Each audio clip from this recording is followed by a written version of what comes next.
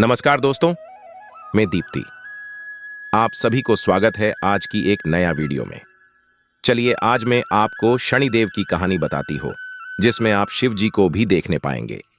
एक बार नारायण नारायण कहकर नारद मुनि ने महादेव के पास पहुंचा और शिव जी से कहा कि शनिदेव आपको मिलने आ रहे हैं, उनकी कोप दृष्टि पकाने के लिए।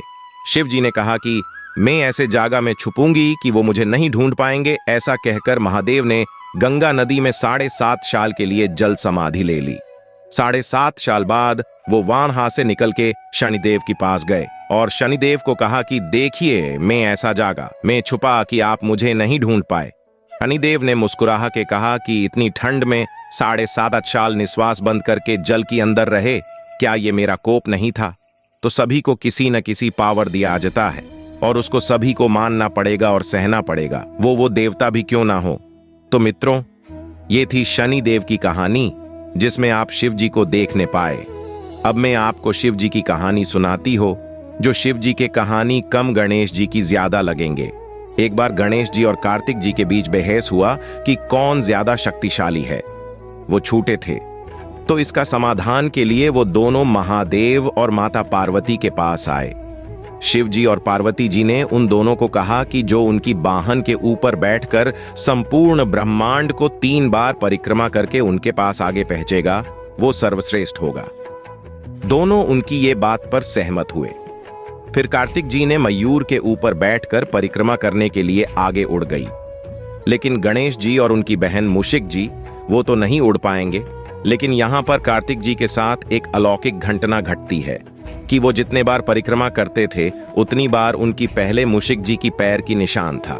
लेकिन वहां पर दूर दूर तक कोई भी दिखाई नहीं देते थे। और जब वो सारे परिक्रमा करके शिव जी और पार्वती जी के पास गए, तब वो ये देखकर आश्चर्य हो गए कि गणेश जी और उनकी वाहन उनके आगे आकर पहुंच चुके थे। कार्तिक जी ने पूछा कि कैसे ये संभव हुआ। तब शिव जी ने कहा कि गणेश जी माता पार्वती और शिव जी के चतुर्पाश में 3 बार परिक्रमा किए, जो कि सारे ब्रह्मांड की 3 बार परिक्रमा करते की बराबर है। तो शिवलिंग और शिव जी के चतुर्पाश परिक्रमा की जो विधि है, उसकी ये कारण है। तो दोस्तों, अब मैं आपको जो बताऊंगी वो एक इंटरेस्टिंग बात है। सांप। आप सांप देखे होंगे, लेकिन क्या आप जानते हैं कि सांप का जन्म कैसे हुआ था और कैसे सांप ये पृथ्वी को आया? पुराणों में एक कहानी है। ऋषि कश्यप।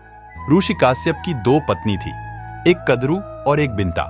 कद्रू और बिंता ऋषि कश्यप की हमेशा पूजा पाठ में मदद करते हैं, जिसमें ऋषि कश्यप ने खुश होकर उन दोनों को कहा कि तुम दोनों मेरा इतना मदद करते हो, तुम मांगो कुछ बर, मैं तुम्हें बर दूंगी। कद्रू ने मांगी कि मुझे 100 अंडे दो, मुझे 100 शक्तिशाली बच्चे चाहिए जिसको सब भय करेंगे। कश्यप ऋषि ने तथास्तु बोल दी।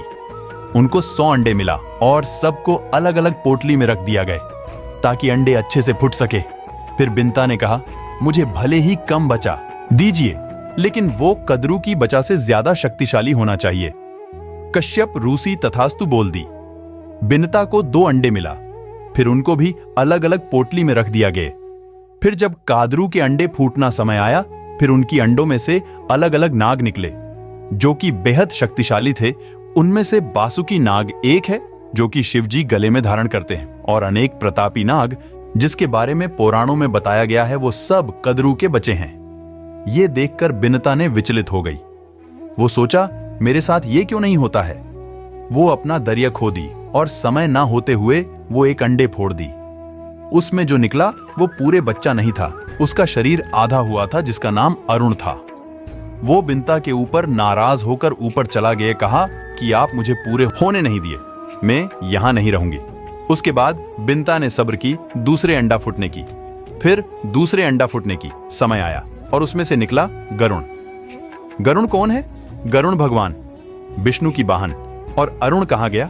सूर्य देव की रथ में जो सारथी है, वो गरुण की भाई अरुण है। गरुण भगवान विष्णु की वाहन और अरुण सूर्य देव की रथ की सारथी, वो दोनों सांप और गरुण 2 बहनें की बच्चे हैं, लेकिन उनके बीच में बड़ी दुश्मनी है।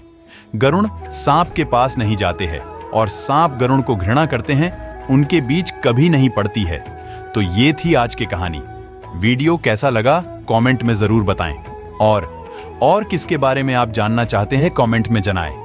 ऐसे ही इंफॉर्मेटिव वीडियोस पाने के लिए चैनल को सब्सक्राइब कीजिए